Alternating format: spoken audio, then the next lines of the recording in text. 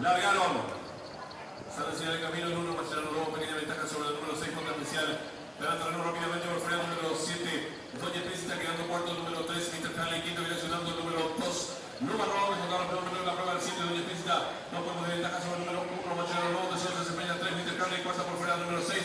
Ponte Especial y está en la recta final. Último 400 metros finales del número 7, Doña Príncipe, intenta la disparada. Corre un golpe medio de ventaja sobre el número 3, Mr. Crowley. En la tercera ubicación se desempeña el participante número 6. Ponte Especial, despegando ya los últimos 250 metros finales el número 7, Doña Príncipe. Retiramos cuerpo de ventaja ahora sobre el número 1, Marcelo Lobo.